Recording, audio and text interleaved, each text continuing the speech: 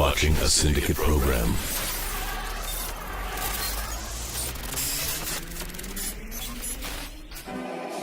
The Emperor has been expecting you.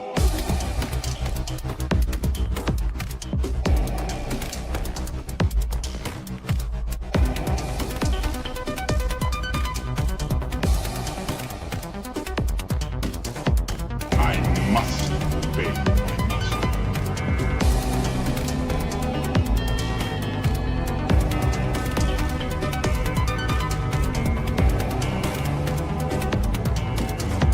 Indeed, you are powerful.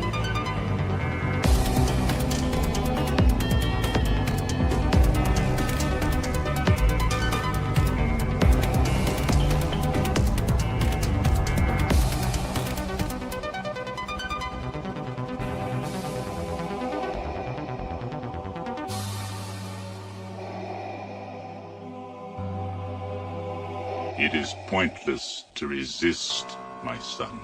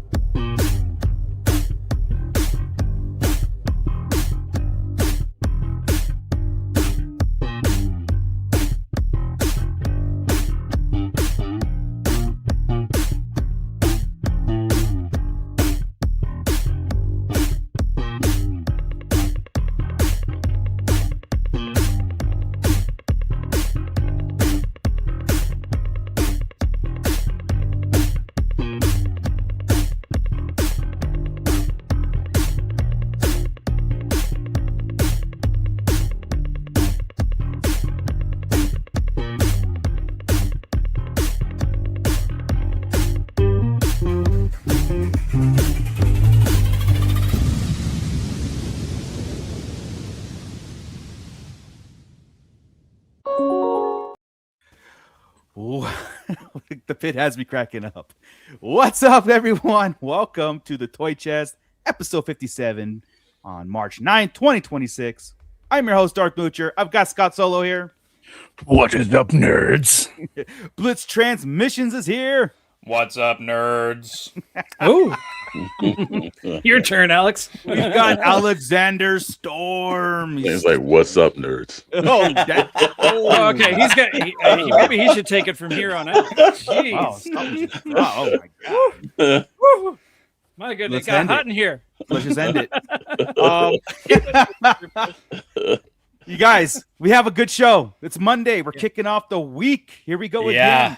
Breaking news. To talk toys, and I was sitting there dueling down some points to talk about, and then something hits, and then another thing hits, and another thing gets confirmed. So we're going to get into a lot of stuff. There might be some doom and gloom on the hunt coming forward, but we do have some exciting drops. Are we anticipating this kind of drops or a weeks on like pre-announcement of an announcement, or hey guys, here's the toys, go get them. Anyway, we've got a lot to talk about, but first, of course, our Shadow Council scan that QR code for all the information. On our Wednesday show, you will find out what all these fine people do. But yeah, this is our financial wing, along with our channel members and our pit. Guys are just amazing in there. Again, I was cracking up because you're there so early. I'll get to you guys right now. Commander Bly is the first, and he was actually first this time. Not just saying it. Can't just shout it out and say it, but no, he's always Yes, first, he can. Yes, he does. Yes, and he will, right? Ray Stanley only saying hey to Commander Bly. That's fine. No. Whatever. Ray also found a blue Clone Trooper at Ross. Yeah, we did some hunting this weekend. $4.99. We picked up some things. Yep. We've got Meeks. What's up? We've got Star Wars in Brews. We also have Artist Scott Solo and How Runner Base. Let's go, toys.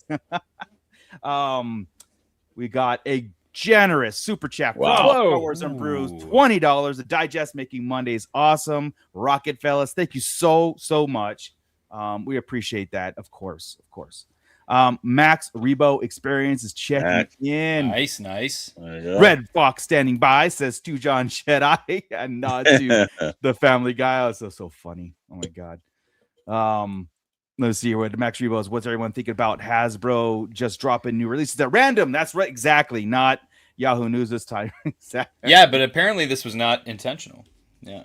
The one today. The one today was not intentional. Oh, okay. I got you. Renault Ass 22. Good evening, all. We've got James Morrow, Viva Mutra and crew, Dr. Brantley checking in. What's up? Yo. And Rhino Hobbies. I didn't see you this weekend. You're anything that happens in SoCal, you have to be there. Rhino you just have to. But we've also got John Graver, the space jockey, only talking vintage. I'll see you in June, John. He says I'll see you in June. He won't give that up, will he? No. Ever. Be some. If you want to be some, come get some. That's what it is. Good evening, everyone. Oh, man. RMD Collective, hello there. My local Target had the white box Black Series wave this past week, but of course, it's heavily guarded by that street day. Yeah, why even put it out at this point, right? I mean, No, what you did was according to them, you went in the back and you grabbed them out of the back and you tried to walk out with them. We all know that's what you actually did. That's what happened. Absolutely. General Genobi is checking in. What is up? Thanks for coming in on a Monday. We've got let's see, Commander Bly, James Morrow, Ray Stanley, Hal Runner answering questions already for Wednesday. That's what had me that's what had me cracking up. Maybe. Oh, dude. Yeah, because he knows already again for the second question. Be some. He's been a member for 5 months. Well, there you go. Awesome. And we got Commander Bly 99. I wonder why Commander Bly is posting a $1.99 super chat. Thank you so much. It's continuing over from Tommy's stream on his March Madness. Clone 99, and he's making it known. I hope he survived because it was a very, very close thing. It's looking good for Unk Clone right now. He's looking like he's going to make it to round 2. Yeah. Good. Nice. It was very close. I don't like that matchup. I was like really, really scared. If you don't know what I'm talking about, head over to Blitz Transmissions. Of course, Tom is doing this March Madness clone version, and in the community center, you could vote on all the latest brackets. But I'll let him plug that a little bit later and get into that. Indeed. We've also got Skywalker Hendricks. Hey! Yes, thank you, Genobi. Yes, made it for working time. So did Scott this time. Yeah, I mean, woohoo! Yeah. Just barely. William Rodriguez checking in. We've also got Howdy Jens Order 66 collections. What up, dude? Yes, Hal Runner, we got it. We got it just in the nick of time. We sure did. Don't you worry about that, Hal Runner. Yeah, don't you worry about let that. us do it.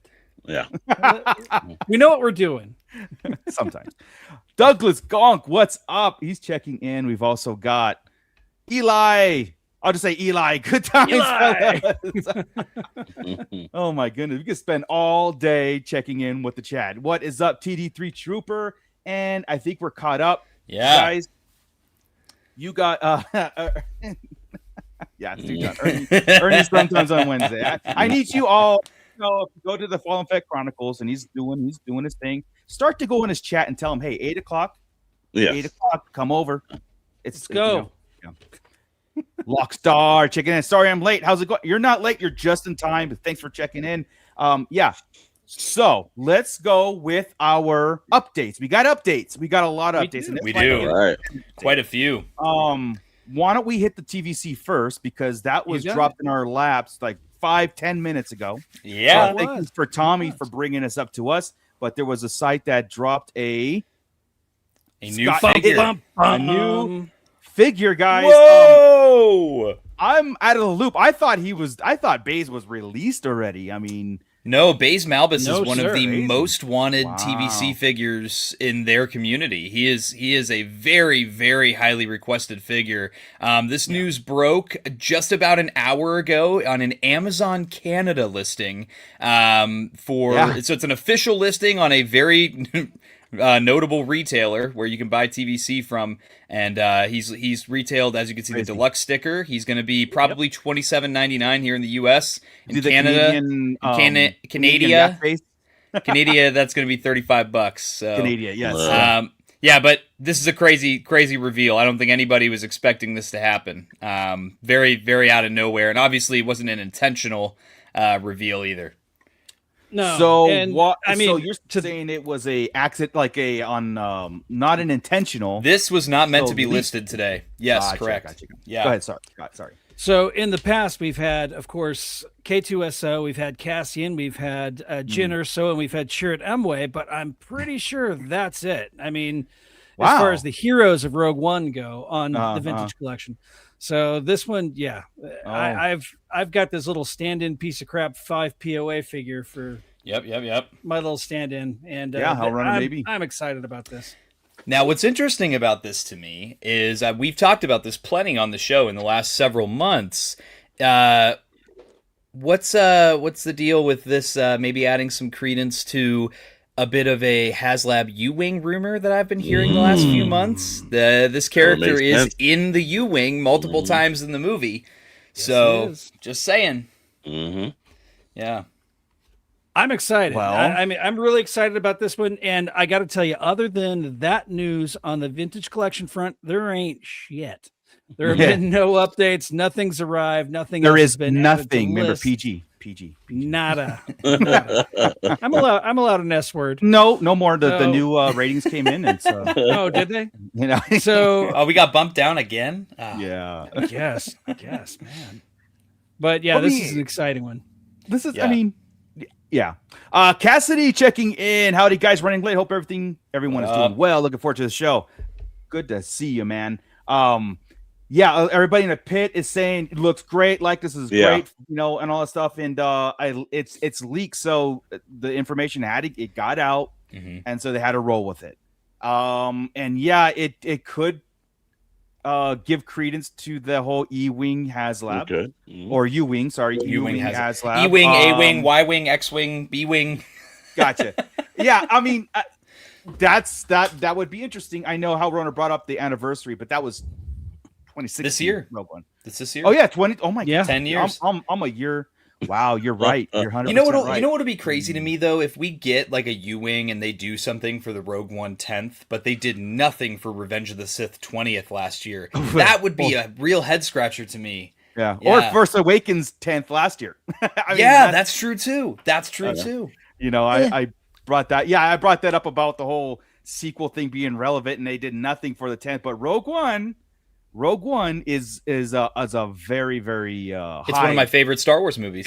It's one of my Yes. favorite things that come out of Disney. As far as the films go, absolutely. It is the pinnacle that everything else is striving to catch up to as far as Star Wars movies. And what great timing as well to release Baze Malbus. One, highly requested so that you're making the community happy, letting them know you're listening to them, because in no way is this character relevant aside from the 10th anniversary being this year. And then secondly as well, we're coming off the heels of Andor last year. People are raving about Andor still. There's all kinds of people talking. So to have what picks up right where Andor leaves off, being Rogue One, getting a new figure, that's big. So it is big, you know, and like I was shocked when you brought that up. I was like, oh, is this just a re-release or whatever? Because Black Series, we've had two releases of Baze, you know, the original release when the movie was out, and then a resculpted.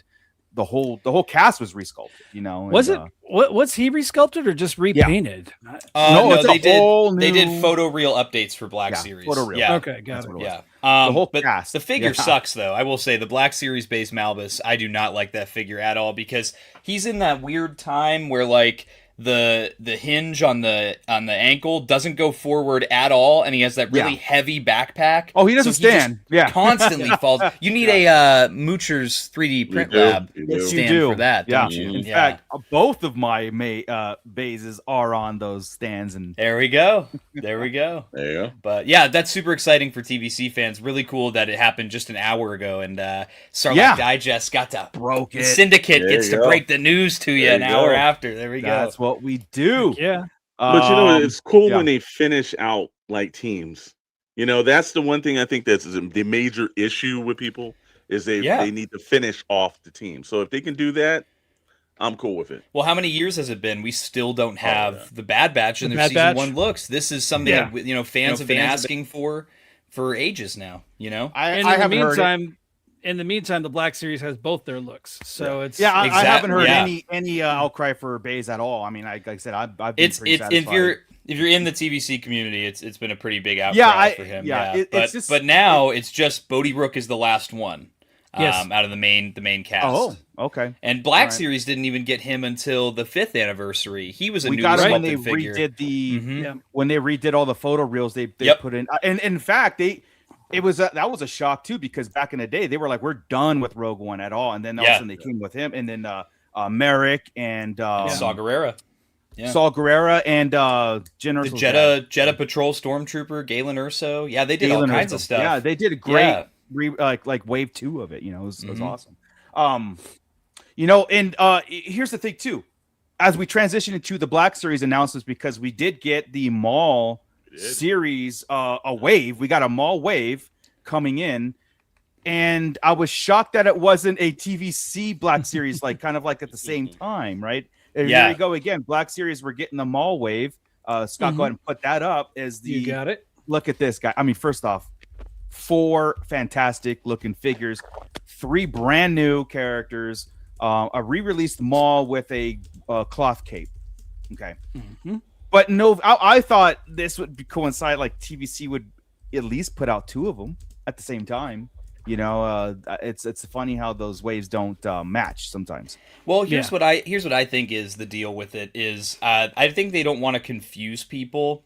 Because I guess, you know, like if you reveal the same character in 2 different scales, you get people that are like, oh, wait a minute, which one am I getting? And you put the listings up at the same time on all the retailers. People are going to be like, wait, which one is this? Which one is this? And that even happens with every time I do like a short form video talking about like a reveal or something, there will be people in the comments being like, wait, which scale is this for? Wait, which one is this? You know, so I think they stagger them a little bit in that way. I got you. I forgot that TVC did get 2 figures. Coming, from a while ago. Technically three, because they got do the Maul. They got Merrick. Yeah.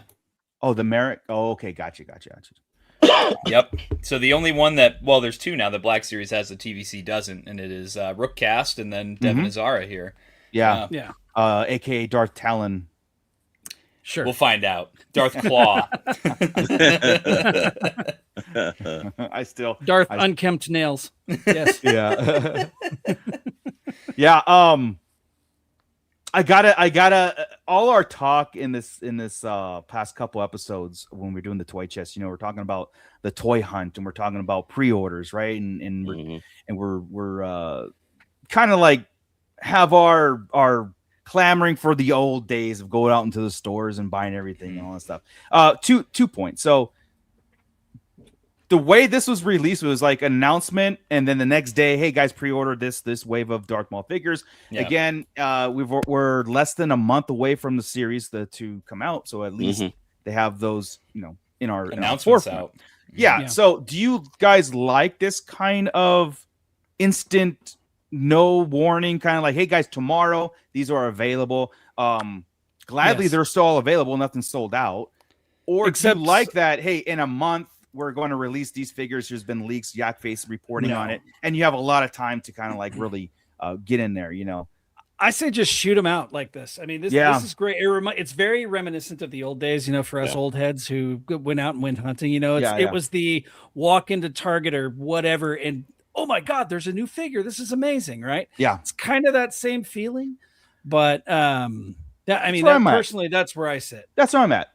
I kind of like the whole thing about waking up to be like, tomorrow there's releases and here are these 4 figures right off the bat. It's like taking the print magazines and being like opening, going, there's the wave, it's coming. It's that kind of surprise versus it kind of gets a little like not excited if you have 3 months to plan for the pre-release and then they do a live stream. Here's we already know about it, and it's, I don't know, as long as they're available and don't sell out and be like exclusive and hard to get, I'm okay. Well, with that now, because I pre-ordered 2 of them and I got them on Amazon, and the release date for 2 is May 1st. That was the release date on Amazon for these. Yeah, but I guess the 11th brother is sold out on Pulse, or he was. Of course, yeah. The Devin Azara character sold out on Big Bad for a little bit. Really, which was crazy. Yeah, that's awesome. That's cool. Look, cool. I agree with Scott. I think anything that gets you back into the stores, and the hunt is kind of cool. I like the surprise because it wasn't like we had a dozen leaks and a bunch of people like ruining it. Everything is kind of like the same way with any movie trailer. You just sometimes want to see the film. You don't want somebody to basically spoil it. This is nice when they just pop it on you, because every now and then you're like, whoa, I didn't know this was happening. It may get you into the store a little bit more. So I don't mind the surprise drops. I think they should do more, because when you do something and you're waiting 5, 6, 8 months, I think they're getting some negative reactions from like people that are like, well, where's this at? Where's it coming? Instead of just dropping it out, here it is. Let's move on to the next line. It's like Mattel, right? Mattel, they do, or McFarlane too. You get a pre-order, you get in there, you pre-order it, and holy shit, there's my 2. Sorry about that. It's my bad. Jesus, holy crap! Just jumped up to PG-12. It's delivered, a week later. It's none of this waiting for months on end. So I think with there's a lot of dissenting opinion on new Star Wars media. We've talked about it a ton on this show, and on SKN. You guys have talked about it a bunch. The like almost like fandom fatigue of just like the past 5 years of like streaming services and reboots and redos and it's just this endless waterfall just pouring on you of new content. And I think people are starting to really sour on the idea of new Star Wars projects. We see it all the time. I mean, people were even a little hesitant to give Andor a chance because of that same reason. Yeah. So I think that if Hasbro, can pivot to what they've done now with they did it with the Mandalorian and Grogu. They did it with this new Maul Shadow Lord. When it comes to new media, yes, they have to make the toys, but then it gives us as the people reporting on this stuff something exciting, and it's a little bit different than just, all right guys, here's the monthly fan stream, we're going to cover the reveals and then check out what they've got to show for the month. This is fun because there's that spontaneity to it as well. There's you never know when something's going to drop. You create the FOMO too, because you don't know how it's going to because you don't have a month to marinate it and get that perceived kind of like who's going to order this. It's like, oh crap, I got to have this now. It's almost like the white box. We're finding them in the stores, and everybody ran out. And what I like too is that Hasbro is doing these pre-recorded. Well, all the fan streams are pre-recorded, but they're doing these smaller, shorter. They're doing like shorter pre-recorded videos that they'll post the day they go up for pre-order. So if you're thinking about it, you could check out the Hasbro Pulse YouTube channel and listen to the brand team talk about these new figures and see them in hand, see what they look like, and that can help you maybe make up your mind on whether or not you want them. They still get to cover it. You still get to get some extra information on the new figures, like we do with all these other reveals we get at the fan streams and at the cons and such. Yes. And you get to see it in hand. Yeah, so I have nothing against this process. Yeah, if it's a trend going forward, I'm all for it. I know the pit ends in there. They were theory crafting away about the Darth Talon, the title of Darth, because Darth Maul is not technically a Darth anymore, so why would he give that? And then so I love it, the fact that there's some Wednesday talk going in there. It's so cool. And real quick, I was gonna say we're not quite done with the reveal or with the updates yet. I'm gonna get there. All right. I'm gonna get there. All right. Just saying. Commander Bly, it's almost of higher quality content, better audience reception. No, no, just throw it to them. If it has Star Wars on it, they'll buy it. They'll buy it. It's proven. It's proven. But the last 10 years of kind of, I with DJs, please not. James Morrow was funny. I do like the cadence if that's a thing, but of course, it's never consistent, right? Because then the next wave, we will get a 3-month preview, we'll get leaks, and then we'll get the because it'll probably be a Comic-Con related or something. Oh, Mooch, you bringing that up reminds me. I was gonna bring this up too in this conversation. This I like more too, because this new way they're doing it. Because remember a few years ago when we would have like pre-orders that would be sitting around for like 18 months, and I understand like part of that was COVID and distribution was like messing with all that, but man, we would have like 50 and 60 figures just from one line on pre-order for like 12 to 18 months, and they just keep revealing, like, and we're just we got all these pre-orders just left in limbo, and that number keeps adding up and up, and then then you get 4 Black Series waves all at once, and so I much prefer these shorter wait times. I do too. Still give me, at least a day's notice of like, hey, this day, this time, these go up for order at these retailers. And maybe if we could fix Hasbro Pulse, then that'll change too. Yeah. That's not going to happen. There might be some news we'll get into a little bit later here about them forcing that issue. But let's bring up the rest of the Black Series, because, again, we got the 4 malls that went for pre-order, and Scott quickly added them to this is the list, like Scott, beautiful. Like Tommy was just saying, the Dooku wave is hidden. We can find those out if you haven't gotten those shipping notifications for Hasbro Pulse. You should just got mine in today. Yeah.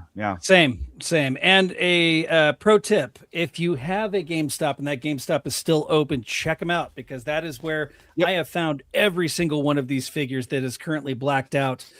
Has been found at GameStop, if not, a Pulse. So Scorch is out. We saw General Grievous. Mooch and I saw him on Saturday when we were out toy hunting. The gaming grades.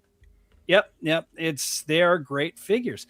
Just realized the one that is not on this list for some reason is Kyle Katarn. He is out as well. He was in that wave too, wasn't he? Yes, he was. Yeah. So Kyle Katarn's out there. I've seen him as well. And our elusive 2-pack that never makes this. The gaming one, right? The gaming greats, Clone Trooper Battle Droid 2-pack. We saw that. I saw that at the GameStop, right, Scott? Yeah, it was Walmart. It's the one I'm thinking. Is it a different one? That's an old one. Yeah, they've done like 3 or 4 now that are from Battlefront 2. Yeah. But I mean, check it out. They're out there. What you got, Tommy? I got everyone except for Kyle Katarn, because that's a stupid and wrong character. But I got these 3 here. Check them out. Mike Quinlan should be delivered tomorrow. So hey, quick plug. If you're in the Blitz Transmissions channel membership or the Patreon, I will be posting after this stream asking you guys which one I should review first. So I'd like to see the Quinlan reviewed first. All right, you don't count, Mooch. Okay, right. Yeah. You take that away. You add that to Kyle Katarn. Yeah. I gotta say, okay, before we go any kind of further with things, we're talking about the pre-orders and the hunt, the thrill of the hunt and everything, and like I said, the past couple episodes we've been really hitting it home with that, right? Like we're getting there, like we can't wait till March 22nd. That's the return of something. The street dates is lifted on the Mando figures, and those should be available, right? And I'm assuming the Maul series will probably ship sooner than I didn't get a chance to see on Hasbro Pulse. They say June, I think. Right? June, okay. And here's the reason why. I didn't pre-order the Maul Wave, not because I didn't like it. And let me tell you exactly why. Because I was really trying to be a good collector or a good hobbyist in this fandom as we practice what we preach. And I was like, I'm going to go outside. I'm going to start the hunt, and I'm going to be happy about it and go do all these things, You ain't going to find nothing. Well, that's okay. I said this in our Syndicate Discord, like, I'm not pre-ordering these because I'm actually going to go out and try to find these in the wild or play what Alex calls the long game. Play the long game. Let's see. There's a few waves that I will do this with. Star Wars Animation is one of those where I could take that risk of the finding certain things here and eventually maybe playing the long games versus getting them all up front, pre-ordering and sitting back and just letting that happen, right? There's certain figures that I'll just absolutely pre-order. I'm not doing no hunt. But I was like, cool, I'm gonna go out and do this. And then all this news started happening about Targets and Walmarts about cutting back their electronics and their toy sections and their SKU numbers. They're reducing the amount of items that each store is going to carry. Toy section, electronics are going to get hit pretty hard on this. It's almost like as soon as we start to get excited about going back into retail has a different idea. And as soon as we start talking about the importance of or the behavioral, like, hey, you know what? Amazon's taking over and here's why. If you want to reverse that, these are the things you should do. And it seems like the retailers are like, we don't listen to anybody. We're just going to cut back. You know what it screams to me, though, is first of all, it's so funny that we just had this long conversation last week about this topic. Now, what I read the articles about, what this meeting with this apparently, new Target CEO, he's going to change the world and all this. Yeah, of course, he of course. says, so the strategy is to shrink what's in the selections of electronics in the home section and like toys. And then specifically with toys, they're going to make what the selection is in the store more, the phrase was trend focused. So that to me just screams TikTok. Pops. I think that they are going to pops. I think that what they're going to do is they're going to be leaning into what.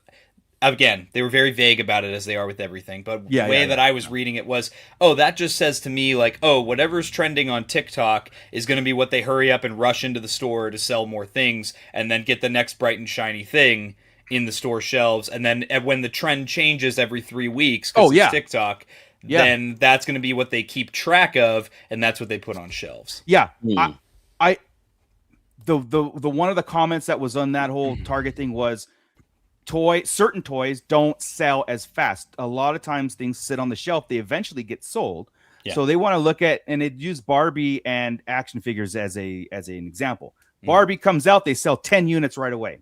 Say a 6-inch Marvel Legends, whatever, you'll sell 2 to 3 units right away, and then eventually you will sell those 10 units. So they're looking at the ones that are going to sell fast and easy, and they don't want things sitting on the pegs. And I'm like sitting there going like, look, if you go into a store and it's bare, why am I going back? Even though they're carrying the stuff that I buy, it's a boring thing. You're not going to get everything you want if you're only going to start selling what sells, right? Again, your gate. Remember we talked about this whole pathing. You only give the audience this, they're only going to do this, and then say, look, they like doing this, but that's the only option you're giving them. It just screams to me very much what we talked about, which is, and we know this about Big Corpo, it's they don't like to take risks. They only want to play it safe. And so following trends as opposed to being the trend setter is avoiding taking risk. And it's being the follower instead of the trailblazer. Here's me trying to practice what I preach. Be like, I'm going to go out and I'm going to buy retail. I'm not going to pre-order.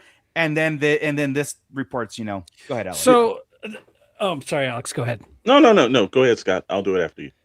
I was just going to say, so if instead of being a follower, what would you think they would do to be the trendsetter? What would you suggest for them to actually break out of this following and become the leader? What would I suggest? I think it's obvious. I've found a lot of success just on my social media of I went to a couple local toy stores in the last couple months, and there are plenty of other content creators who have covered these stores. These stores have been around for a long time. It's not anything new. Sir Troy's Toy Kingdom out in Strongsville, Ohio, and then D&E Collectibles out in Pittsburgh. Those I did like short form reels and like YouTube Shorts, TikTok style content on both those stores. They performed exponentially better than a lot of my other short form content that I regularly does. I think rather than being the trend follower and waiting to see what other people are doing, I think they need to really lean into what is trending, which is short form content, and make the toy section and the electronics section pop, make people want to go there to go find things. And that's, again, that we come back to the problem of there's nothing on the shelves. There's already nothing there. So what do you mean you're shrinking the toy section? There's already nothing there. So you're just going to have even more nothing? Like, we sell 2 units right away, so we're only going to have 2 units go to the store. Okay, you're just going to tell everybody it's not even worth coming to your store, because when I know I can get stuff at other stores or go online, why would I be fighting people at Target for 2 toys? That's the next section after I will let Alex and that's the next section I'm going to get into. Is that exactly that? I always think about this one aspect when we think about CEOs and everything. So explain to me what happened to the last CEO at Target. when was any time a Target CEO that just left on its own accord? Right. Because it's very rare that happens. This is going to be the same exact thing. He's got a 2-year minimum window. And then you'll hear about it, because once the foot traffic is that it's just like, it's the Costco's, the Walmarts, the Targets, the Sam's Club. Foot traffic is what makes that place go. It's not the online sales. Amazon has a monopoly of that. Exactly. What's going to end up happening is this guy each one is like, oh no, this initiative, I'm stopping. They fire that dude. because that initiative was the boneheaded scenario. What you want to do is get more traffic in the store. This is going to decrease it. But again, I just everyone is up in arms. Oh my God, and everything. Again, what happened to the last CEO of Target? Well, it's almost like we're the ones that actually dictate the business model, because our behavior, again, if you only give us so much the opportunity to do the buy figures, a set amount of figures in a set amount of time, then that's all we're going to do, because you've trained us to only hit those stores the day of release and never come back. If you want us to continue frequent your stores, you got to have something where it's like, hey, yes, I know those have been on the shelf for a while, but you know something? I might pick that for someone else who's looking, or someone else who's trying to get into the game and stuff. These are the quick, like the retail that on these days and the times, it's the quick and easy buck. It's like someone put on the chat, a SKU is a SKU. They don't look at it as a Star Wars figure, or a box of Twinkies, right? They're gonna look at it like, this sells, pack more. This doesn't sell, get rid of it, not knowing that the getting rid of that probably damaged an entire section or an entire audience coming to your store in the first place. Well, you know what I love is that I feel like our last like 10 to 12 episodes, we keep just building on a bigger conversation. It keeps just going and going. So fast. But it's fun that we keep talking about the same subjects, but developing our conversation on it. What I'm seeing too is, let's be real, a big reason that people stopped going to the stores was because the selection was garbage for a little bit. Yes. I mean, the especially with like all the stuff with The Last Jedi to Rise of Skywalker, it was too much product, and they weren't making things that were interesting to kids or collectors. So people just weren't buying the stuff, and they had to clearance it all out. Then they all got cold feet, and they didn't want to sell Star Wars at the stores anymore. Now the companies are making amazing choices almost entirely when it comes to TVC, Black Series, Lego, you name it. They're making good. Well, Lego's a whole nother conversation. Oh, I know. Prices are out of control with Lego, but it's with the action figures in the toy section specifically. It's a lot better with the choices. You need to get those good choices in there, but getting a suit or a bean counter to understand any of that is like speaking a foreign language to them. They don't understand it. They don't know it. But what I will say is that this announcement it's going to affect foot traffic. I thought, maybe that's just us, like us four on screen, maybe a handful of people. Oh, I only go to Target to look at toys.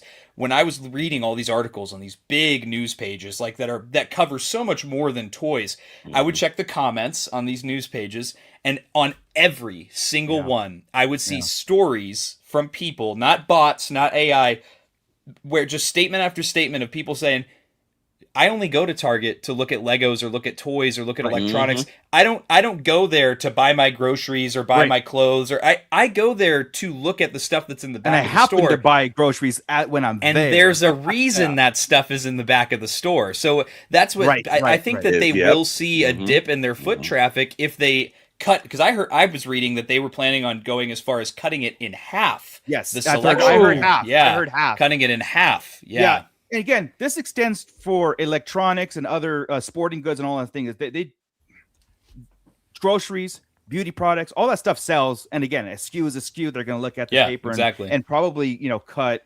a portion of like industries doing this. This is attitude. Now, the flip side of this, Hasbro's looking at it and going like this, going, well, look, we have Pulse. Pulse does very well. We sell out our Pulse. So if we don't have to give half to Target anymore, then we're going to take more profit selling directly. Mattel's doing it. McFarlane's doing it. I mean, you could probably go in as the trend is going to go. All the companies who produce toys are going to have their own outlet, their own thing, retail. And that's what I'm saying. Like, we were trying to figure out this direction of retail. Trying to help them, saying, hey, you guys, we're the ones shaping this kind of industry, meaning we go out and we'll buy in the store, and we'll buy today if they were available. We don't have to pre-order and wait. You get our money now. And again, I think it's skewed analytics that these CEOs look at. Like Alex said, somebody wants to make their thumbprint on their mark. A new CEO comes in and rips it in half, and here's my new plan, and he's out in 2 years, and someone come up and revitalize the plan that was in there all the time. For some reason, Retail CEOs do not believe in this industry, in the toy industry, the collecting, the hobbyists. You know, Toys R Us went out. Target was supposed to champion. It was supposed to, you know, pick up the slack. They were supposed to make it an actual toy location to go, not just one aisle, right? And they didn't believe it. They didn't order any. They didn't care. They didn't order any stock. So they have an old school mentality of who buys toys anymore. You know, I mean, they don't have their ear to the ground. It's still a multi-billion-dollar industry. You know what I mean? There's pop-ups all over the place. Third party and international imports are starting to hit because there's a market here. There's a reason why that's happening. So what is going to happen is retail's going to be like, we're cutting it in half. And they're going to say, look, no one's coming even to buy the next half that we have in here. It's like, we just told you why. And then Hasbro Pulses be like, we have everything available on our site. They even started to improve the site. If you guys notice, Hasbro Pulse has an improved interface. Did they? If you log in, it'll tell it'll tell you what you have. Like, instead of guessing, going through your order form. Oh, wow. That's nice. Yeah, they've made some quality of life improvements, and it got me thinking. I'm like, this is all by design. This is not a mistake.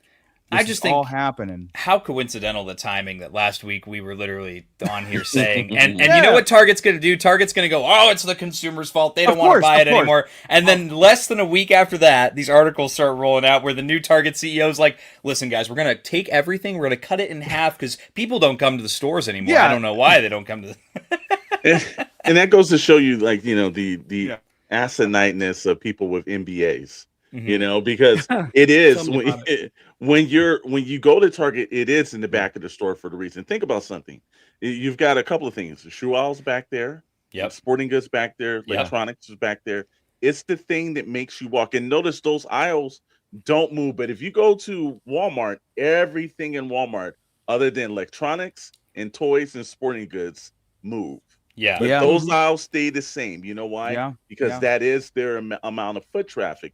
When you look at toy companies, other than Super 7 and Funko, which one's saying, hey, man, we're in trouble? So obviously they're selling toys. So the problem is every time I walk in my Target, there's usually Star Wars, it's kind of like gone. Like usually that one is not sitting on the shelf. Marvel Legends is usually kind of gone. He-Man's kind of sitting on the shelf in Jurassic Park. But a lot of these other, like, you know, toy manufacturers, they're selling toys. You know, Mattel's selling a crap load of, like, you know, Hot Wheels, because that's always. And every time I walk in out, Scott, you will attest to this on certain points of the weekend. I see somebody with a cell phone, a video camera, or something vlogging back there in the toy area. So you're talking about trending. That is your most trended section in the entire store. That is what I was. That's what Scott. That was probably Alex probably articulated it better than I could have when you asked me that question earlier about what should they be doing. Look at what these content creators are doing. There's entire Instagram and TikTok pages based on the hunt. These guys go to the stores every day and letting you know, hey, if you live in Southern California, if you live in New England, if you live in the Midwest, hey, this store number in this city or this town, I found these figures on this day. And it's like it's almost like a diary where you get to check every single day. There's and they're very successful social media pages. It's not like they have 100 followers and that's it. That's what they need to be leaning into is, we got to make sure that our stores get this stuff in so that all these content creators will go and it'll drive up the foot traffic. People are going to see, what did we do when we saw the first edition boxes? We all went to the stores, not to go find nothing because we thought we would find something. So that is the key difference there. The other thing, though, about the articles that I wanted to bring up was it was very brief when I read them, but I'm wondering if this is going to be why they're shrinking the toy section. They used an example of sports jerseys. So if you go to Target, you know, they'll have the jerseys, but then they also have other team memorabilia, water bottles, you know, little plushies, little Funko Pops, and it's all the stuff that goes together. They use that as an example in the article of optimizing the sections of the store. So what I'm wondering is, we've seen some Target locations over the past couple of years experiment with this, where you'll have like the Father's Day gondola, and you'll have all the Star Wars stuff together, kids stuff and adult stuff, the shirts, the hats, the toys, it's all together. So what I'm wondering is, are they changing it from being called the toy section, and they're just going to have a Star Wars section, because they have the Star Wars section of the aisle. Are they going to move that and combine it with other Star Wars memorabilia, maybe drive up the traffic that way? Now, if they do that, that's something that I would...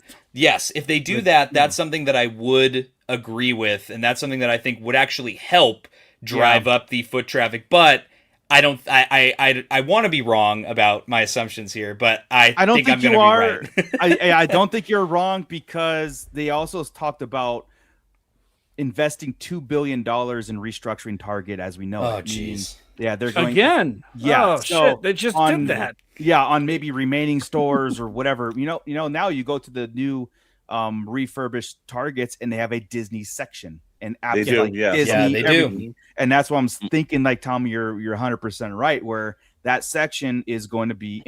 And I don't mind. I honestly don't mind if there was a Star Wars section, rather than just a Mod Podge of just toys thrown into an aisle, and you have to find out where the 3 Star Wars figures are. If they had a Star Wars section where they had a shirt, some shoes, Vans, a like a themed in the event. Baby Yoda nail clippers, I wouldn't fight that, and I would be something where I would go and zero in on that section the whole time, So they have done this. I mean, the Hesperia Target in their desert area here in particular has done that, but the problem is they still do not keep it stocked. No, right. Whenever they had the Star Wars section, it died quick. And I mean, you would have T-shirts, you would have other things in that area.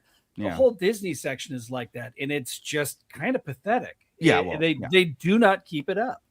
Well, that's what Bly just said. The problem is the Star Wars section will always be empty. when we're talking about the new CEO, and then this is the point where you always think about. There's two things. One very interesting story. Years ago, I had an opportunity to write Spider-Man for Marvel Comics, and I was talking to Bob Harris, the editor-in-chief.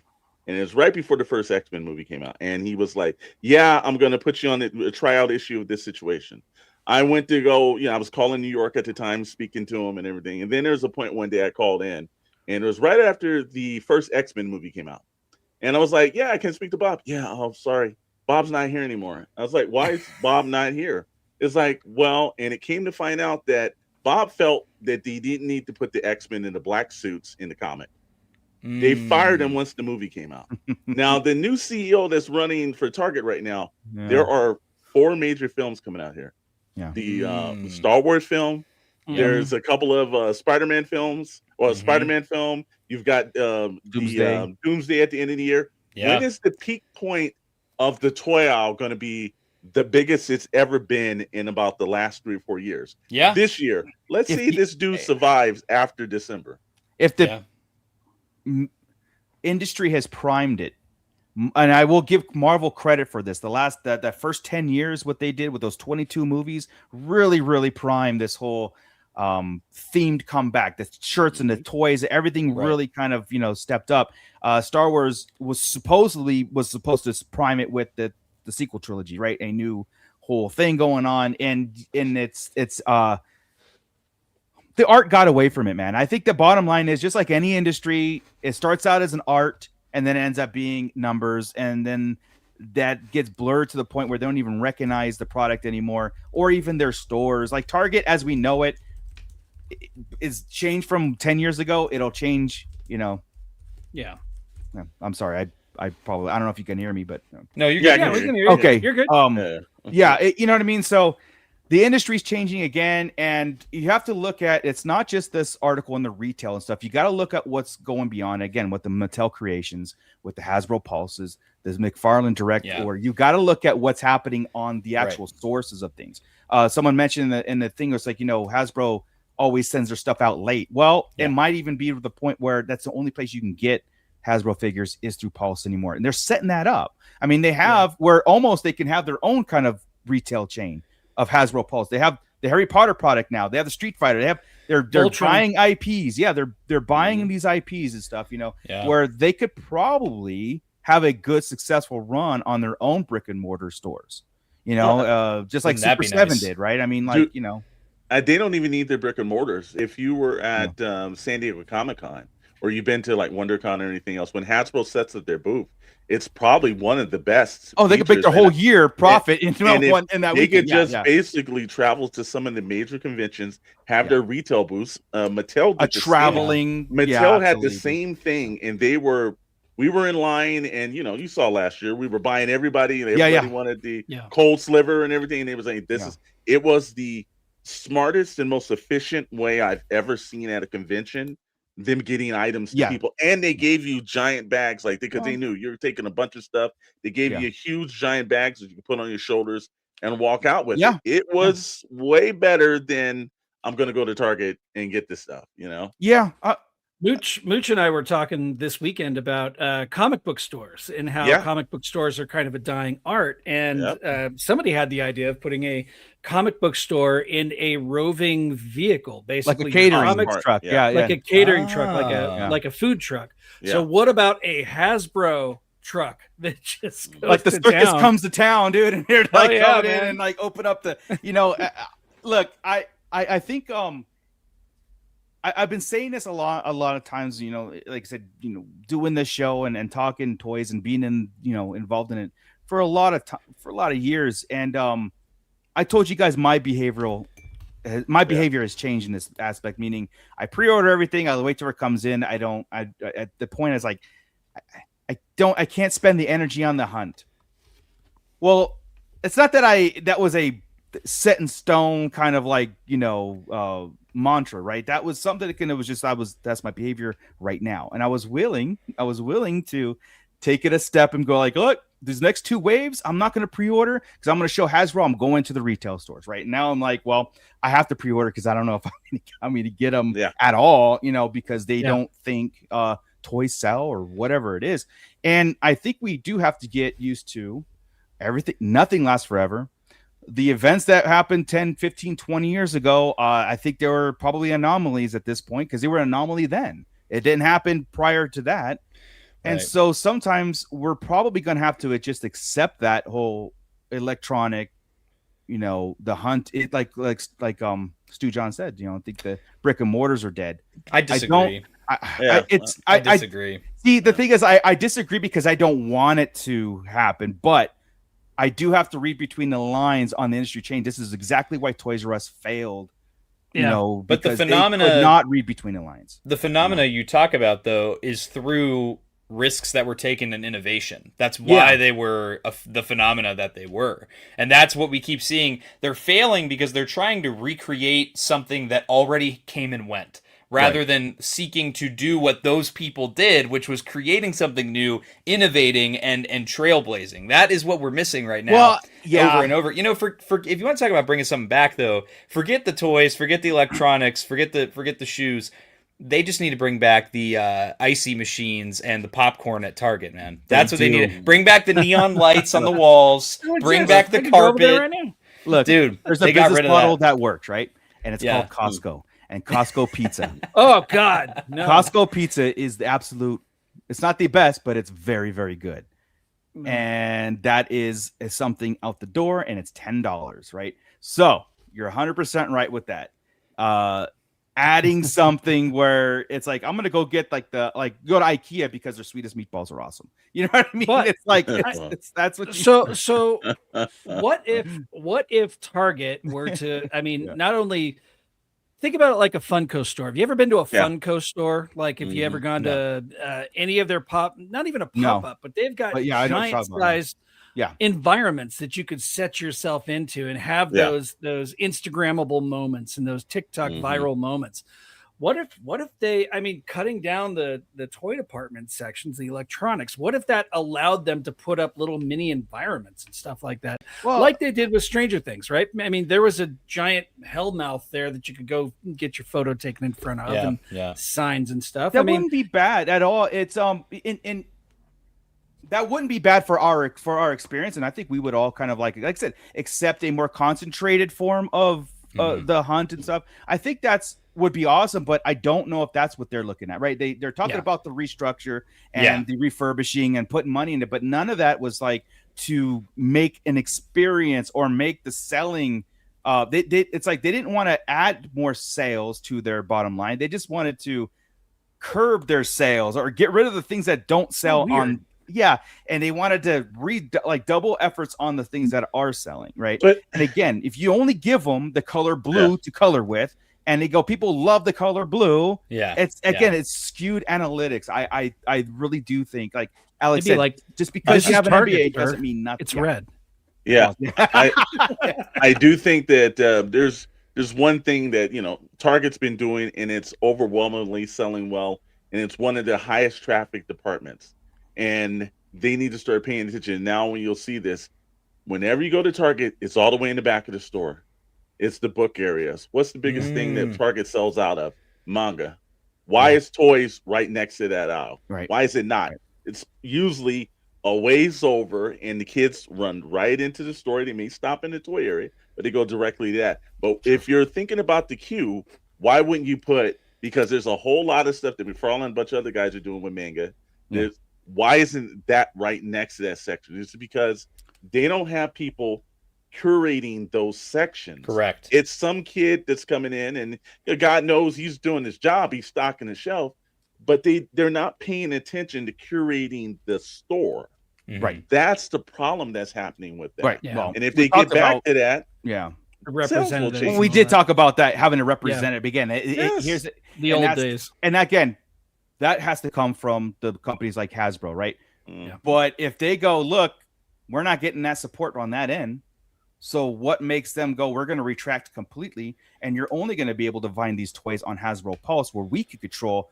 We don't have to share the profit with anybody. It's like we can get them made. It's our time. It's our time frame. It's our availability. And we just use the mail service, the courier service, right? And that, again, I'm not clamoring for that. I'm just saying that's probably where I do see that trend going. It's almost like you're forcing the hand of these companies to not go to retail because they're listening to just the wrong thing. I mean, like, yeah. Yeah, that's what we've been talking about, Tyro. I mean, problem is this no product in the stores. And here's why. Why is there no product in the stores? Because when they do get them, people buy them. Yep. But they don't replenish. They don't order enough stock. Right. They don't have confidence in that industry. We're in between right now, right? They're removing the current stuff. They're putting things on clearance. They're leaving the Star Wars sections very bare because March 22nd is the big release date. Right. It's gone always through this with every movie, with every change of brand. There's always a lull. And it's always doom and gloom for a couple of months, and then all of a sudden it's, oh my God, look, it's all here. It's only of current product, right? It's like, again, Maybe maybe this has something to do with why stuff is getting pushed back and street dated to March 22nd. Maybe this meeting this last week, it all has something to do. It all plays into each other. Maybe that's something that we should be a little more concerned about what's actually going to be on the shelves at Target come March 22nd. Because will it just be that first edition end cap and a couple figures and that's it? That would be a bummer. I mean, what happened last time? Yeah. I think so. I mean, I don't see any change coming in that end. I don't see March 22nd. I know March 22nd is like a big product push and everything, but I think you're spot on. You're going to get what we already know what we're going to get, and each store is going to get a case of it, and and then there'll be plenty of white boxes to come around in 3 months. I mean, plenty, just like the old ones, right? So yeah. Yes. You guys are all in on this conversation too in the pit too. And all the you guys that are popping in, welcome. And I do see you. There's a lot of the one big theme that we have every single month and what the pit brings in is nostalgia. It's a nostalgia trip, and we're willing to pay for the nostalgia. We're willing to fork out that money just to keep it going in our brains and our rooms and all those things, right? Someone brought up Kmart, right? The GameStops are disappearing. Remember Zodi's, remember Pick and Save, remember all these stores are, and it's one thing that we all have stories where it's not that they had the cheapest deodorants. It was that I bought my, figures there for $2.99. I worked in service merchandise, man. I remember every damn thing. Yeah, service merchandise when you filled out the numbers and you had to wait, and you waited for the conveyor. That was awesome. I don't know. Again, the notion of nothing lasts forever, adapt or die. There is those things out there, and I think maybe the CEOs are there. That's all they're aware of. Like that's all they concentrate on. It's like this is they see a future, and again, it's an industry, right? So they all affect each other. So whatever the retails are doing, Hasbro's reacting, or whatever Hasbro's doing, the retails reacting. I would like to set forward a vote of no confidence in the chancellor. Yeah, and we're sitting there going like, just point us in the direction where we need to go. If it's conventions, if it's brick and mortar, if it's online. But at the same time, you want it to last and get new people excited, then we're giving them all the opportunity of free marketing. We're giving them all the opportunity of free articles and telling exactly our buying habits. You don't have to have a survey. Just listen to the shows. Yeah. Listen to what we do. Listen to the pit. Listen to the comments. And we're telling you exactly how and why we would spend our money if we go outside or not. It's all there. And sometimes it's very disheartening to think we're going in one direction for so long. And then boom, nope. They actually don't think of us at all, and they're going towards like we want to sell 10 Barbies every day versus 2 Star Wars figures a day. Which in business, I guess that's obviously makes sense. If you want to keep your lights on, but if you give us 10 figures to choose from, I think those 10 figures will sell out every day. That's the other part of it though. Is for Target, absolutely. The toys are not the thing that's keeping them open. They're not keeping the lights on with the toys. So because of that, why are you so focused on that section and putting so much money into they don't shrinking. Believe in it. That's why. Yeah, that's the thing that gets me. It's like, dude, this isn't even the stuff. From day one, Tommy, they again, when Toys R Us went out, there was a power vacuum, and nobody Target almost seemed like they were forced to step up. They didn't really want to, because the day of, I remember walking in going like, okay, they just added another aisle. I think they had 1 aisle, and now there's 2, and now there's 2 Lego aisles. Okay, and I think that was their answer to it. It's like, okay, well, we underestimated, so we'll baby step towards another aisle. We'll separate, but each aisle's bare. They can, and they didn't want to step up. Yeah, I think they didn't want to step up. But you know what? It's funny. It might actually stem from Funko. It really would, because the phenomenon that was Funko, and they had aisles, and you go to a convention and 30% of vendors were all Funko, right? Funko are this generation's Beanie Babies, man. Yeah, and so maybe they lump a lot longer, but so maybe the CEOs lump Funko in with all toys, all novelty stuff, and go, because they're failing, or it's gone outwards. Like they can't give these things away. I mean, they still sell, but not as they were. Maybe they lump it as like, look, it all is the same thing to them. So they go, well, why wait for Mattel and Hasbro to go on that Funko trip? We're going to treat it all the same, so we're cutting back. Yeah, it's so frustrating to try to get into their mindsets all the time. Right? I don't want to. Because I'd rather come on here and be like, we went to the hunt, and these are our finds, and this is what we got. So guys, you know what? Walmart has a case. We talk to the stock person again, and they saying, hey, Mondays are the trucks come in. And you know what I mean? It's just everything just seemed to, again, I know COVID hit, but that was 6 years ago. It's like, all right, when is it going? I mean, are we that behind on plastic? Are we that behind on things? I would say no, because they're pumping out new stuff all the time. Hey, Mooch and I went hunting on Saturday, and we found something at every single place we went too. So it's not like people aren't out there. So we got a lot of people checking in. What is up? Jacob, are you guys been doing? How What's are you guys up, Jacob? Yeah. How are you doing? Yeah, I mean, we went to the Star Wars event, the Inland Center Strikes Back. The Inland Empire Strikes Back. I heard it was a little bit more of a village than an empire. Well, let me put it this way. If you're going to search for toys, it's you're not going to find it. Interesting. But it was actually cool if you were to just live in Star Wars for that weekend. Bring your kids. You have a lot of photo ops. There's a lot of cosplay. A lot of 501st. Cosplay was incredible. Yeah, I mean, out of I think honestly, 40% were all dressed up. I mean, it was wow. Yeah. You know, and there was a quality too. Yeah, you know, and I know that people are not familiar with the area and everything, but I'm sure there are these kind of events all over the place, you know. And I do appreciate it, and I like for what it still, you know, stands for. Is they're doing a, you know, yearly thing, and it was an outdoors. It was like a, you know, gated, secure. The price was a little too high if you were going to spend money inside. So Scott and I went, and 10 minutes. We were like, I'm hungry. Let's go eat. So, you know, and look, but the thing was, it's not that it was just something that him and I were specifically looking for, like toys, you know, even if it was Power to Force 2, there was I think a couple, even if there was one booth that had a couple. But I still had a great time. I still like supporting, you know, and I like the fact that there was families there, and there was a lot of t-shirts, you know, man, great t-shirts. Look, check this out.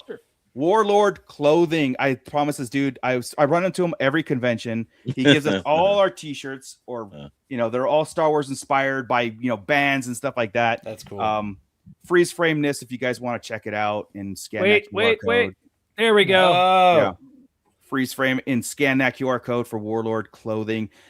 He's going to be at WonderCon coming up in March 28th, which I and Grand Admiral Franz will be at WonderCon for that Saturday, along with Kelly, I think, right? Yeah. Kelly's going to be there too. Yeah, well, live remote and everything. We'll actually get Darth Moocher to do that for us too. Yeah, why not? I mean, I still like, even though it was a show that Inland Strikes Back was a show that we were only there for a couple minutes, you know, and spent way too much money just getting in. Let's go with James Morrow. You guys, that's a better show. The Empire Strips Back. Yeah. Let's do it. Better money spent. But anyway, Ewok petting. I mean, we went. It wasn't our first year there. We went a couple. You know, this is our second year going and stuff. And the weather was awesome. So I mean, it was fun. It was. The tacos were incredible. The tacos. And there's a Mexican restaurant right across from it. And I told you it was good, man. One of the best. And shout out to Mel, who is a listener of ours.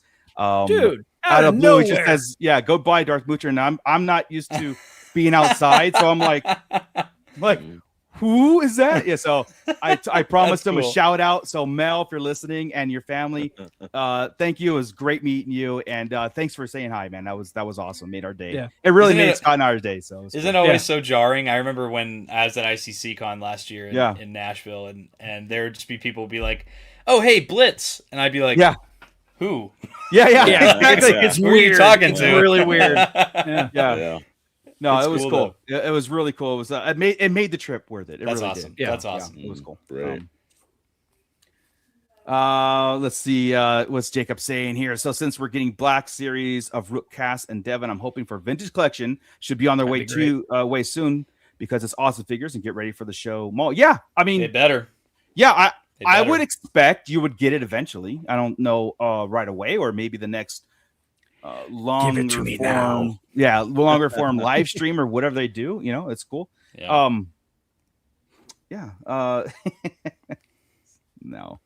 Dude, I spit up my interaction when I met John Graber, man, that's like a legendary, never gonna forget it. Man, he barefoot, fishbowl glass of wine. This dude walks up to me.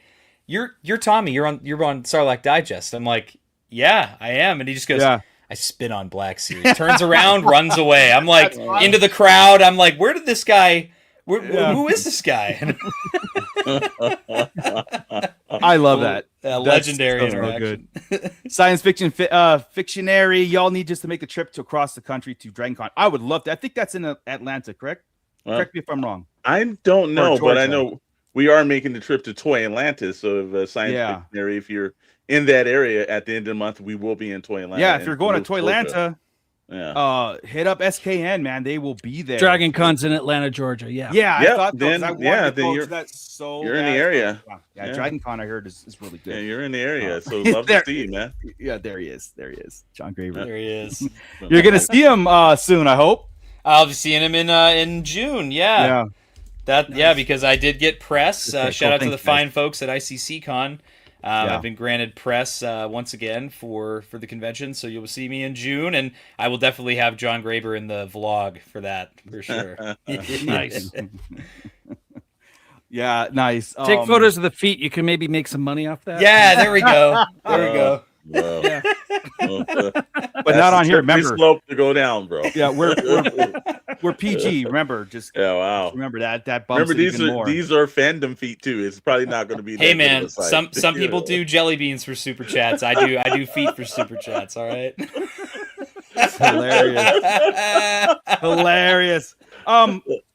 This is something we've got some time here. We got a couple minutes, and I want to bring this up because it's primed. SKN, it's a long time coming. You guys have been talking about the HasLabs and stuff, and I know SKN just dropped the thing and saying like, guys, where is this? What could be the next one? Because silence is deafening at this point and everything. I'm thankful for the silence. A long time. Same.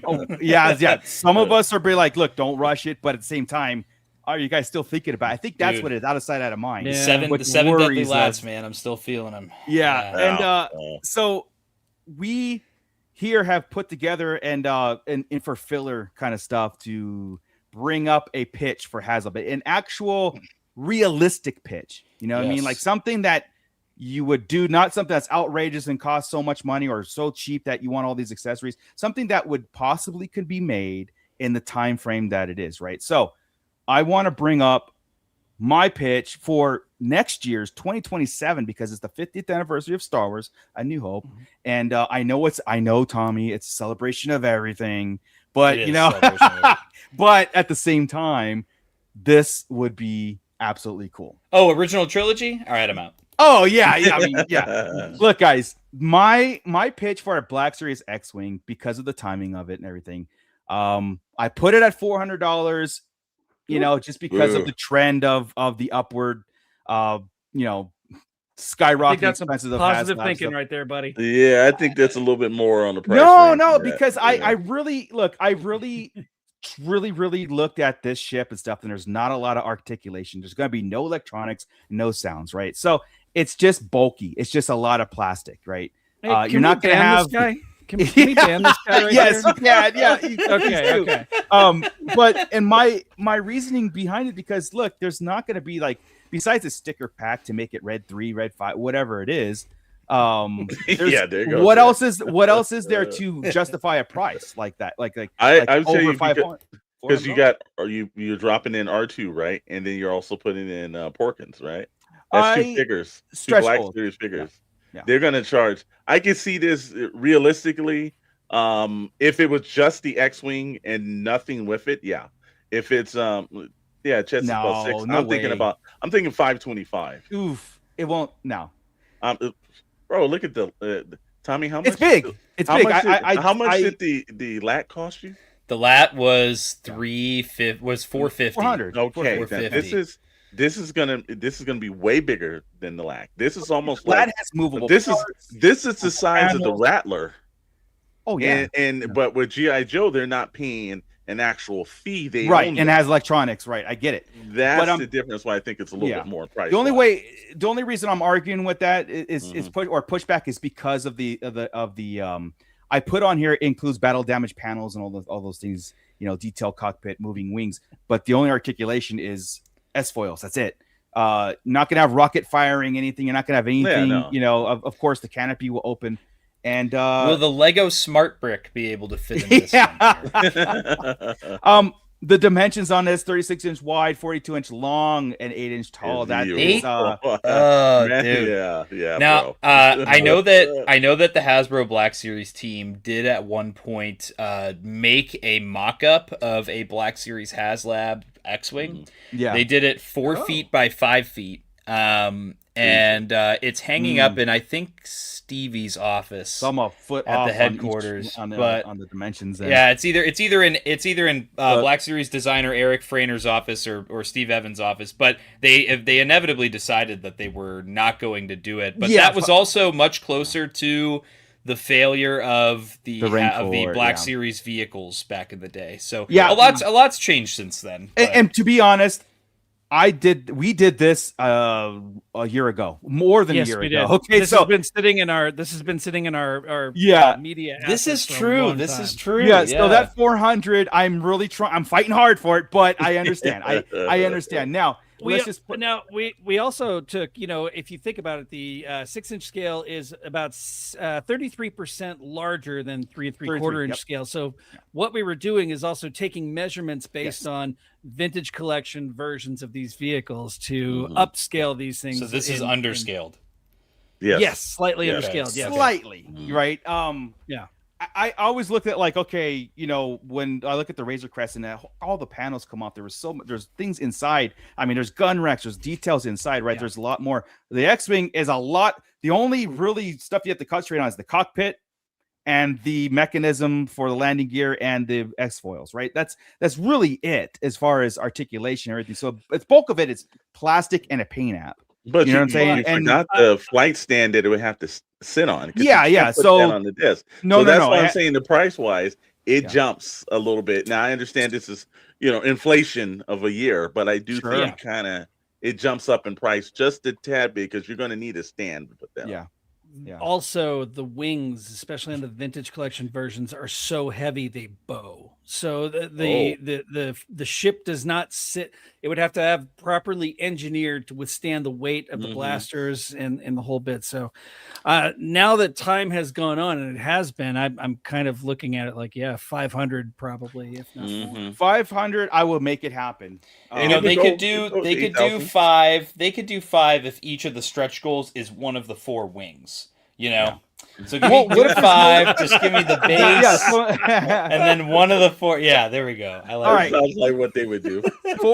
So strip down X-wing by itself, of course. The S-foils, a flight stand. Only thing bonus is a flight stand and weathering. So not battle damage and a red 5, right? $400 for that. All right, Mooch. Here's a question, because a big part of the pricing comes from the paint. Okay. Yeah. How would you feel if they went with the option of a sticker sheet because now not stickers in the sense we remember them. What they're doing now, they're doing it with the Republic gunship. They're actually decals, and you can remove them and reattach them as many times as you want. Oh, really? The way the color adhesive forms works. Back in the day. Yeah, and you rinse them. You rinse them off with water, and they work like new. So how would you feel if you got the X-Wing, no paint at all, but you got different decal sheets to make different X-Wings? Red Leader, Red 2, Red 3, Red 4. Get Antok Merrick's X-Wing. You could do all kinds of different color patterns and stuff on these decal sheets. It would dramatically decrease the price, get you much closer. I still don't think it would be 400, but at that point you're just looking at the cost of the sculpt itself and then shipping it.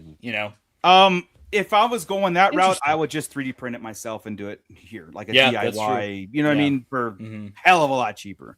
What if it came completely disassembled on trees and put it all together like the old school GI Joe? They give you the pellets of plastic. Yeah, they give you they just sell you gray plastic pellets, and you guys do your Look, the way I was thinking about, again, this is over a year and a half ago when we did these things. So I could go back to the drawing board, but it's a fun discussion to even kind of like present. The notion of, guys, would you buy an X-Wing Black Series? No. If shut up, Tom. You would too. No, I wouldn't. Actually, you know what?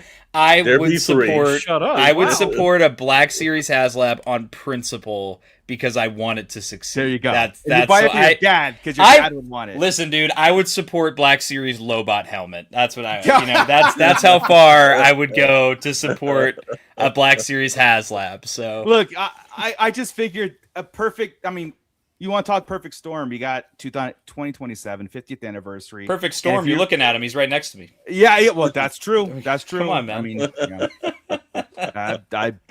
you're right. But I thought that would have been a great offering for HasLab, Black Series, a return to Black Series, an X-Wing of some fashion would be awesome. And that's the other thing, Mooch, is a year and a half ago, if you would have asked me if TVC was doing a Republic gunship, I would have said $350 for that. And then now here we are, it was $450. Yeah. So right. I think that our perception of just how dramatically pricing has changed in I such understand a short span of time also affects it. Yeah. I understand pricing, but also I really went into thought process of you take the LAT and there's so much more. You have missiles. There's so much more detail and so much more engineering and paint apps than an X-Wing that's just big. Yeah. X-Wings are simple. You know what I'm saying? That's where I'm kind of fighting back on that. It comes down to the sculpting. You just reshape it a little bit, and you know what I mean? That's. I think because again I've seen it in person. Yeah. And it's not a lot compared to the plastic that you would take for the X-Wing, because there's a huge section that's cut out of it that's open. It's about the same amount of plastic for the two, but the problem with Hasbro is that you're paying Disney for the license. Sure. Yeah. That's why it would cost about the $500 because they're not going to do it where they're just going to break even. At $500, I would still buy it, and I would still think it's fair because it's a huge vehicle. It would be way as larger than the Rattler sitting above me. Yeah, and I think it would be worth it. But it's that's where 500 is more realistic because the license that's involved. All right, let's just say $499 just to make it sound. Yeah, I could. They would do it $499. You run the text because that's how they would do it. $499.99. Well, it's not $500. Then I can justify it. I'm no marketing guy, but I would say that if they would make it $20, then people would probably buy it. Yeah. Wow. Yeah. You. There we go. I solved that problem. All right. It's coupon day. Sorry. Yeah. I mean, look. I'll wait for Ross. I'll wait. Rosscon, here I come. Rosscon next week.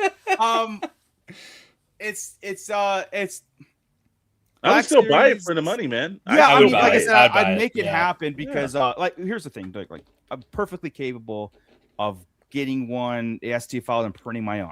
I could do that starting now. Why haven't you done that, man? I've been waiting for mine already. Yeah. What are you talking about? Could have been done it. I could already been had this. We can stop this debate right here. You're right. You're true. You know what, Alex? You're Wow.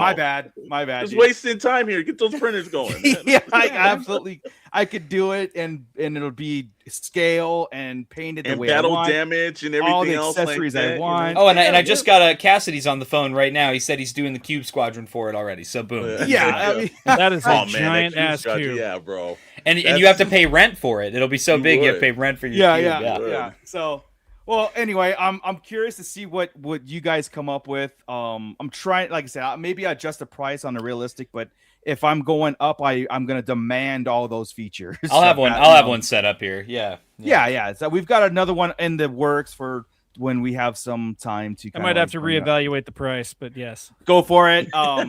Maybe okay. This is I gave it to you guys. We talked about it. Let me take it back to the drawing board before we submit to Hasbro. Okay, and then we'll make our decisions that way. But and the Hasbro reps that are watching right now are just chuckling to themselves. They're just going.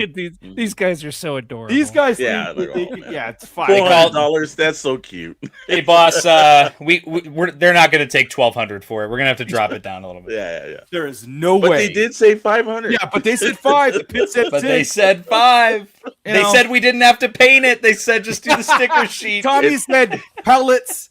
They'll buy pellets. And that Mooch guy said $499.99. People won't even think it's 500. Psychological. Yeah. Oh man. Yeah. So maybe it was a bad segment altogether. No, it's a good segment. Just don't do original trilogy. It'll be a good segment. Listen, hey. I think X-Wing will sell way better than a U-Wing. I think it would. Yeah. Oh, for Black Series, U-Wing would just be both. Oh, I do want to bring up though, and hopefully it is something that they're gearing towards, and I will 100% back it if an AT8 and AT-AT vintage collection HasLab comes out. Yeah, I will. Yeah, but here's the caveat: it ain't gonna be no Mando AT-AT, dude. It's gonna be the Empire Strikes Back AT-AT. There you go. Or die or bust or die. Yeah, or die. Or you're stupid and wrong. If it's Mando, it's stupid and wrong. Yeah, exactly. Yeah, that doesn't. I mean, look, purist. It has to be an Empire AT-AT, hands down. You know, I was asking in the there's a vintage collection Discord server run by a guy, Darth Xander, super cool dude. We were talking about the possibility of a U-wing, and I said, I had the lat hat for the Republic gunship. What would be my campaign merch? Someone said a U-wing G-string. I said, oh, dude, that's exactly where that's perfect. That's perfect, dude. And or I could do the hat for the AT-AT one. That would be a good one too. For the G-string, I like to put $20 towards. Not having that happen, seeing chat. Oh, there we go. Just put that into the chat right now, bro. $20 not happening. I was afraid of where that was about to go. Yeah. I was like, Alex. Yeah, we're not. No. We're stopping that. We're stopping that. We're talking about G strings, and you bring up Chet, and that's not. Yeah, that's why I was like, no, send it $20 right now. Chat, no, this won't happen. Yeah. James Morrow, do you think we'll have a Star Wars HasLab announcement before Mando movies? So that's in May 22nd. Oh yeah, I think so. It's possible, but Comic-Con. My thought is Comic-Con. Yeah, because I know Alex, you guys were talking about this, about the cadence of IPs getting a HasLab, right? And it makes sense that Transformers would be almost like next in line. I think I don't think you're going to do Comic-Con because you've got to. The reason being is I think Comic-Con will be for the G.I. Joe one. I think they're going to use May because that's when it's peak. You've got the movies, you've got the month.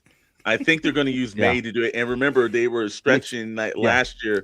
They don't want to go over like 30 to 45 days in between. Or overlap them again. Yeah. So I think it's going to be May for that, man. Yeah. Don't overlap. If you Hasbro, if you take anything away from Hasbro, that's crazy play.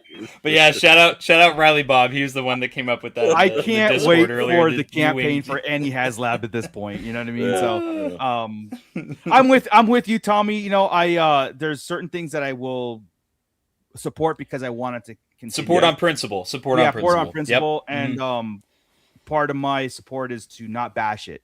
Yeah, that's two. Now, be critical. Yes, that's important. Being constructively critical is a big thing, though. That was a big 100%. Thing with the Republic Gunship HasLab. I remember we did like a debrief live stream on my channel. Yeah, and we kind of went over like all the things that we didn't like, and going into how they could do it better going forward. Yeah, absolutely. Again, and none of us here are in that category of. Oh God, no. We're all gung ho on it. But again, it's still fun to do. Hey, that's what this. Again, we've laid out the blueprints for all these companies, man, and you can cookie cut, you can extrapolate this out 1,000-fold, whatever. I feel that we all have a good grasp of the industry itself. I agree. What sells, what doesn't sell, what people like, what they don't like. Where's the conflict going to be? We can immediately see a figure and go like, "Ooh, that's going to cause a problem," or "That's going to sell out. Go get it." Star-Killer was a perfect example. We knew it was going to sell out day one, minute one, and and it did. So there's things that we're putting out there in the ether, and if these retailers are going to do what they want to do, that's why we have them on here. I mean, it's I'm here for the shock value, Yeah, that and the knowledge of clones, like. Yeah. You're making that's all you. Yeah, man. Your Cantina Glups. I know my Glup clones. There we go. Hey, man. Hey, that's why. Again, I didn't want to have a toy chest that was just, one-sided, kind of like one age group and stuff. I think it's hugely important that we have youngins, a youngin like you, Tommy, in here. Youngins, so, youngins like you and Alex. Yeah, Alex. All right. Well, let's get out of here. It was a great talk. I think this is a great start of our week because we have a slew of shows happening. And when Tommy does go live, we will see it on the Discord. We will see it in the Syndicate. Yes, he will. We will promote it like hell. But also look for video drops and everything. So, Tommy, you're in the middle of March Madness. In fact, the rounds of the first tier have been going on right now. So how's that going, dude? Yeah, March Madness Order 66 edition for the Black Series line. We're in year 2. Unlike last year, it is not a very last minute event. So I've had a lot of time that I've committed into making graphics. I've got a really cool I know that's what Cad Bane says in the Bad Batch. But I've got the 4th day of round 4 dropping tomorrow. So or round 1. I'm sorry, 4th day of round 1 dropping tomorrow. So you can vote. There are currently 24 polls, and there's going to be 8 more that go up tomorrow, all on my YouTube posts tab. If you follow any of my social media, or if you're in the Syndicate Discord, I do share links to all the polls every single day for you to go vote in. It's literally as simple. Go to my YouTube channel, you click on the clone trooper that you want over the other, and it's super fun. After that, I'll be announcing round 2. Whoever makes it to round 2, not tomorrow, but the following day. Yeah. John, John, your ankles are mine when I see you in June, brother.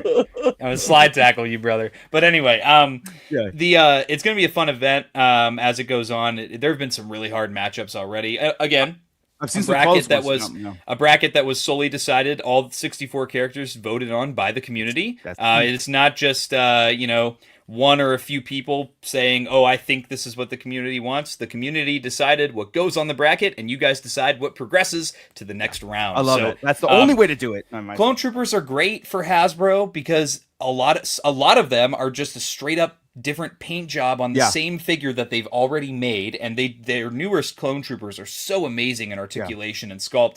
And then some of them just require maybe a new piece, a new overlay, or a new helmet, as opposed to fully newly tooled characters such as 99. But we have a lot of desire for clones like 99, and Hasbro does pay attention to these polls. So please go support it. It was shown at 3 Hasbro Lucasfilm meetings last year, so it's going to be the same again this year. So I can tell you that beginning in the second half of this year, you're going to start to see some clones from last year's bracket popping up in the Black Series. That's cool, man. Hey, so, we're going to do it until they're all made. And I love the fact that when you went through all your stream, is that you actually told Hasbro how to do it. You can use the arms here. This is new tooling. I thought that I was like, that's cool. That's awesome. So I also have some other stuff coming out for the channel, so keep a lookout for all the posts in relation to March Madness all throughout this month. And I do have a really cool full-length character poster that I spent a lot of time making that I'm going to post tomorrow. As for other videos, I do a lot of reviews on the channel. We've got my Hot Toys Plo Koon tomorrow. Whoa, don't fall! Got tomorrow, that's going to come out. Really excited for him. And whoa! Don't do that. Yeah, I have a heart condition, man. You can't do stuff like that. And then, again, I know I showed them off earlier in the episode, but if you're in the Blitz Transmissions YouTube channel membership, or you're an ARC Trooper in my Patreon, after the stream today, I'm posting. I just got these in the mail from Big Bad Toy Store today. Yeah. This is the newest Black Series wave that's showing up in stores, if it's not Mando and Grogu. So you guys can vote on which of these I'm going to review first for the channel, and I'll start pumping those out throughout the rest of this week. Short form content, live streams, all that kind of stuff. I have missed the Blitzcast the last 2 weeks in a row, so we're gonna get back on the saddle with that this week. But I got to kick it over to the boys over at the Shadow Nose Network, because they're always cooking something up, and I know there's some big stuff coming up here. Oh, absolutely, man! Thank you for that lead in, and yes. There you go. Hey, man. We're just trying to do our part for fandom. That's all we can do, man. So well, you're doing a great job, dude. I will say, I'll let you have the floor, but I'm going to tell you right now, I get zero work done on Friday. Zero. I'm in there, and 10 o'clock hits our time. I'm like, oh, we got Toy Box, good morning, Toy Box, and I'm like, yep, let's go. So I sit there for an hour and a half, and I forget everything. Friday's my work day. It's the day that you just sit back and relax, bro. That's what it's supposed to be for. Yeah. But this Wednesday, again, hey, join fabulous Fig Fury, the ever comparable Scully, the interesting Mr. Chet Maddox and myself for Toy Box Chronicles. And we got some interesting things coming up, man. We're gearing up towards Toy Atlanta. Yeah. So there's a lot of, we're going to give you information on what that's going to look like and what we're going to do. So we're running that in. Of course, obviously after us, again, it's another Syndicate Wednesday where you've got the Sarlacc Digest right after us. And then we jump to Friday. Good Morning Toy Box, 10 a.m. on the West Coast and 1 p.m. on the East we are just going to give you everything that we've talked about all week, things you might have missed and everything in the world of action figures. We're going to break it down. So just in case you did, you can go back and order something or maybe discuss that. And then obviously on Friday, we were blessed this last Friday because it was Syndicate Friday. We had Tommy on before us, and that was such a great pleasure. Waiting to see him do that again and everything. We'll be celebrating that. But waiting for him to hurry up before he goes into your time. He's like, yeah. Oh no, it was absolutely it was great. It was a cruncher. He worked himself out. Good for the channel partnerships. That's what it's meant for. Well, we're gonna do that. Rad, myself, and Dr. Brentley and Chet Maddox, Pixel Plastic and Ink at 7 p.m. Pacific, 10 p.m. Eastern Standard Time. So you get Mondays, you get Wednesdays, you get Fridays.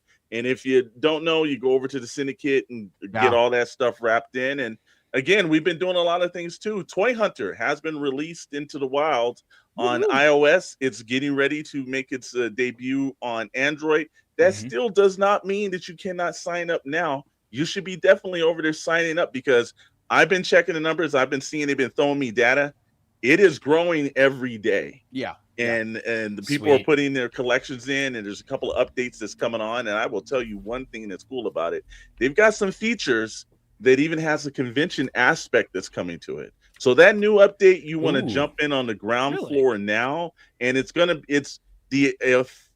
one of those things where it's going to be featured at Toy Atlanta. That's going to be the very first convention, but that won't be the last. So make sure you guys are checking that out. And then obviously our fine gentlemen over at Plastic News that are sitting out there, they're going to all be with us at when we go down for Toy Atlanta, along with the individuals over at Holy Grail Toys. So looking forward, it's going to be an event, and we're going to try to rope in all of our buddies to live stream because we know there's some guys going to WonderCon along with Scully. So we'll have some in the field reporting to go on. So last minute scheduling. It's great, man. I got the notification from Grand Admiral that he wants to go. I'm like, okay, let's go. Cool. Let's do it. So we'll go on that Saturday and a report from there. I'll be vintage collecting. Vintage collecting?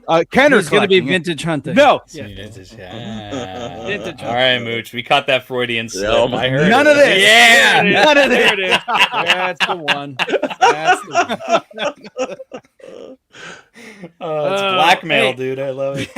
I want to give a special shout out to our winner last Wednesday of the T-shirt. That is Mufftack is back. I still haven't heard back from you, man. So reach out to us, Mufftack. Let us know your address so we can send you that brand new Sarlacc Digest T-shirt. Nice. Also, Gavin Connor won the won the code for the Toy Hunter. Wow, app. great! Awesome. But Gavin Connor has decided to pass that on to Mr. Hal Runner Base. Oh, Hal Runner! Great Hal job, Runner Base. All still you here, gotta do is send me your information on Patreon, and I'll make sure you get that code so you can get the Toy Hunter app. Gavin was very happy to win it, but he is not as gung-ho on the toy collecting as all of us are. So, Totally understandable. Yeah. So that's it. And we're going to do this all again on Wednesday, man. Wednesday. What are we talking about on Wednesday, man? I don't know. But I don't either, but it's going to be great. I know. All I know is probably not going to be good. So it's going to be amazing. It'll be, as far as our talk's always good, but the news that we're trying to twist into something that's decent. We got some things to talk about. Wednesday, 8:00 Pacific time. If catch us on the replay, I know we're late, but we're right after Shadow Nose Network on the Toy Box Chronicles. And we're going to just kind of talk Star Wars news, rumors, and theory, craft our way through another week until Shadow Lord drops on April 6th. And then, of course, when the Mando Grogu movie drops May 22nd. And we're already planning our screenings, our viewing. So we'll let everybody know. If you're in the area, let's all meet up. Let's have a good time and go for it. Sweet. We usually take over Denny's before we end up going to the movies. So yeah. It used to be Buffalo Wild Wings, but they're gone. So now we'll have to find another place.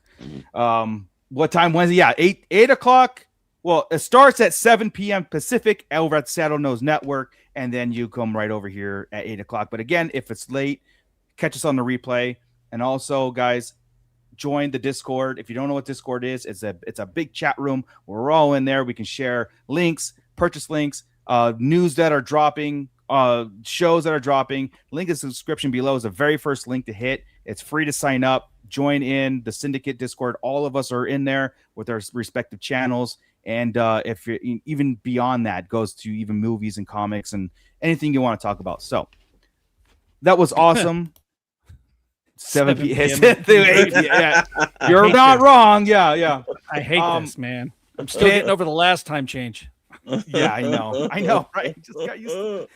Anyway, the pit, you guys are on fire as always. The replay crew, I'm waiting to see what the comments is, and we'll go from there. Again, that's right. He's on a yeah. If you're over there, let him know that get your ass to Mars. Okay. All right, guys. Take care. Have a great rest of the night. With that, Scott. Keep it nerdy, everybody. Bye. This is Grand Admiral Thrawn. You are listening to the HasLab Digest. What a fascinating play on words.